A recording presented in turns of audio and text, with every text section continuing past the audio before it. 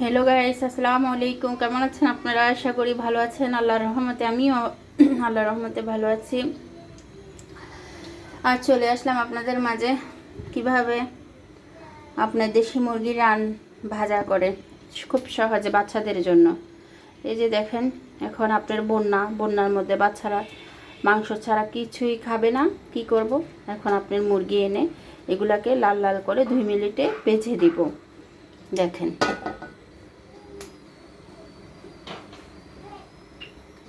আপনারাও আমার সাথে থাকুন, দেখতে থাকুন। এই যে দিয়ে দিলাম কড়াইয়ের মধ্যে আপনার পর্যাপ্ত পরিমাণ তেল। অনেকে আমায় বলে আমি ভিডিও এডিটিং করি না। আসলে ভিডিও যদি এডিটিং করি তাহলে দেখার আর কি রইল, বুঝেন নাই? আমি খুব সহজে দেখাতে চাই, এত এডিটিং আমার কাছে ভালো লাগে না। যদি এডিটিং করে আমি ভিউ পাই, এডিটিং করে আমি লাইক পাই, তাহলে সে ভিডিও করার কি দরকার? সো যেভাবে আছে এভাবে দিয়ে দিলাম। কথা বলতে বলতে হলুদের গুঁড়া, মরিচের গুঁড়া,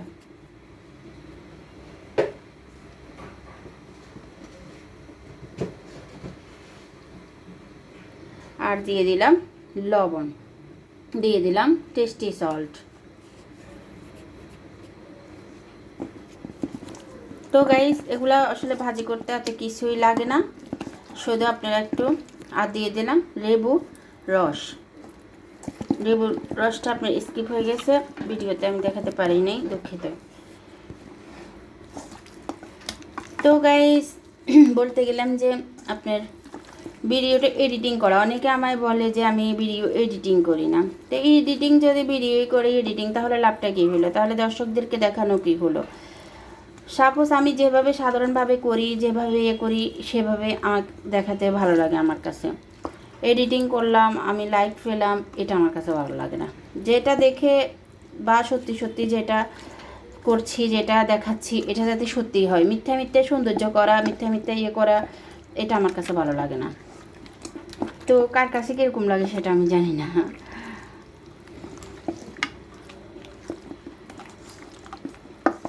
আমি যেভাবে সাধারণ সেভাবেই সাধারণভাবে করি। ভালো লাগলে আপনাদের লাইক কমেন্ট শেয়ার করবেন, ভালো না লাগলে করবেন না। যে কোনো জিনিস আমি সহজভাবে দেখাতে চাই। আমি এডিটিং করে কাটিও না, আবার এডিটিং করে সৌন্দর্য করি না। তো দেখেন গাইস, আমার বাচ্চারা খেতে চাচ্ছে, তাই আমি আপনাদেরকে দেখাচ্ছি। এই যে দিয়ে দিলাম তেলের মধ্যে আপনি।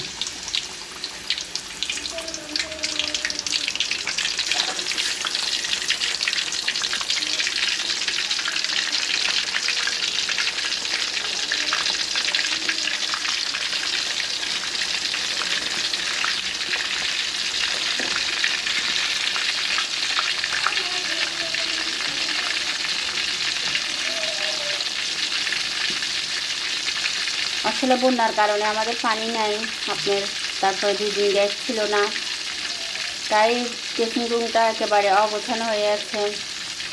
ওই যে দেখেন, আমার কিচেন রুমটা একেবারে অগোছানো হয়ে পড়ে আছে। কি করব?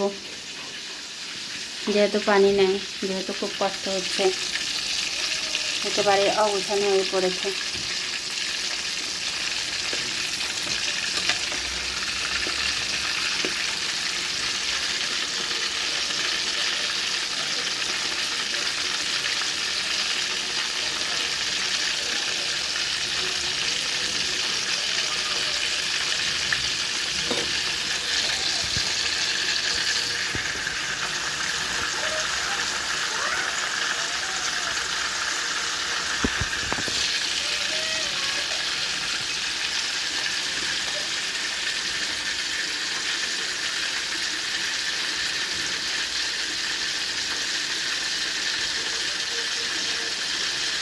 আসলে এতক্ষণ দূরের ক্যামেরা থেকে করছিলাম, তো তাই ছোটো দেখা যাচ্ছে মাংসগুলো আসলে অনেক বড়। আপনার আমি একটা মুরগিকে 4 পিস মাংস করছি শুধু। আপনি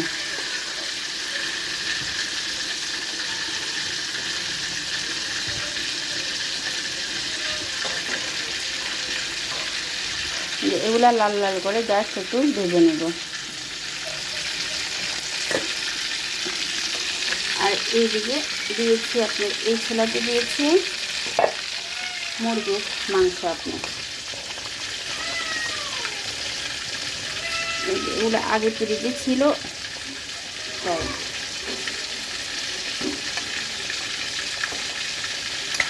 মুরগির মাংস দিয়ে কাঁকড় দিয়ে রান্না করেছি।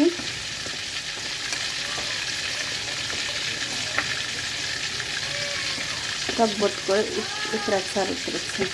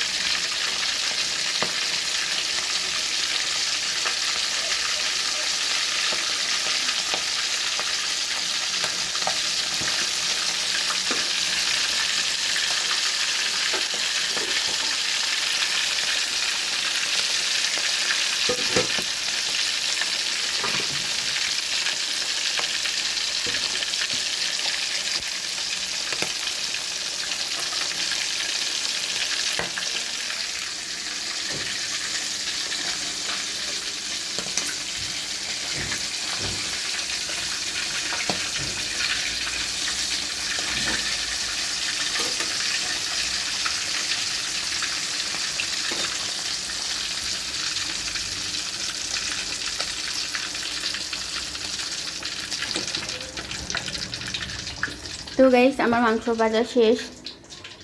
আমার মাংসটা যদি আপনাদের ভালো লেগে থাকে বা জুসি হয়ে থাকে তাহলে আমাকে একটা লাইক এবং শেয়ার করতে ভুলবেন না। দেখেন মাংসটা কীরকম জুসি হয়েছে, খেতে ইয়ামি টেস্ট। জি, বাচ্চারা এটা দিয়ে পোলাও দিয়ে খেয়ে ফেলবে। জি, সো গাইস, আমার জন্য দোয়া করবেন, আমি আপনাদের জন্য দোয়া করছি। আসসালামু আলাইকুম ওয়া রাহমাতুল্লাহি ওয়া বারাকাতুহু।